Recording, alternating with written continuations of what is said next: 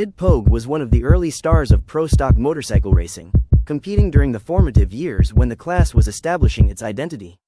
He was an Oklahoma racer who became particularly associated with Kawasaki Z1, Z1R machines and was one of the riders who helped push early pro stock motorcycles into performance territory that seemed almost unbelievable at the time. One of Pogue's most remarkable accomplishments came in 1978-79, when he became the first pro stock motorcycle rider to run in the 8-second zone. Sources credit him with an 8.98-second pass in 1978, followed by his becoming the first pro stock rider to exceed 150 miles per hour.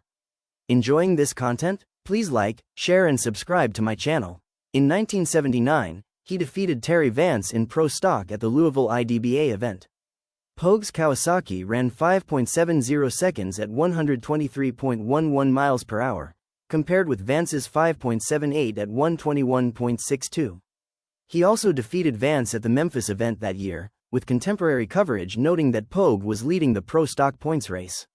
Interestingly, Pogue's success came during a period when riders were still figuring out how to make these motorcycles work.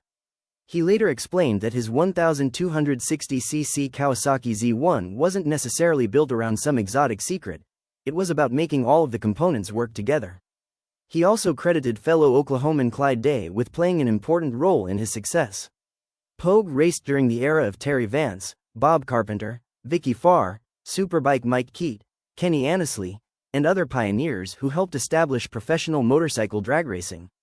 He wasn't simply competing against these names, he was part of the generation that helped create the sport as we know it. There's a great example of his influence in the story of Vicky Farr.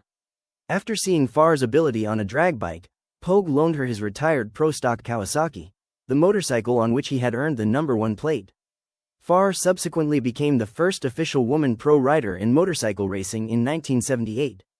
What makes Sid Pogue particularly interesting to me is when he was doing this.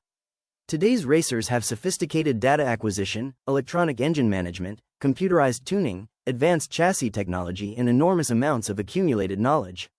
Pogue was doing it when much of that technology simply didn't exist. He and the other pioneers were learning through experimentation, experience and sometimes failure. They were taking production-based motorcycles and transforming them into machines capable of performances that had previously seemed impossible. And Pogue was right there at the front of that revolution. Sid Pogue wasn't just an early pro stock motorcycle racer.